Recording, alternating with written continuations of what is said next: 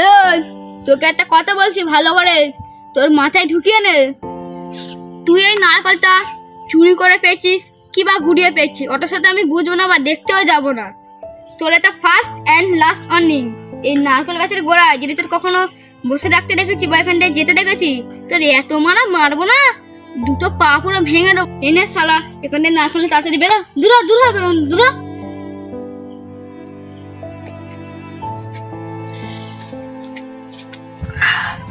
শালা তোর জন্য আমাদের বাচ্চা আর মেরেছে, তোর জন্য আমার অত অপমান সহ্য করতে হয়েছে। শালা আমার চোর বলে অপমান করেছে। শালা তোরা আমি শেষ করে দেবো। তুই হচ্ছে যত নষ্টের গোড়া।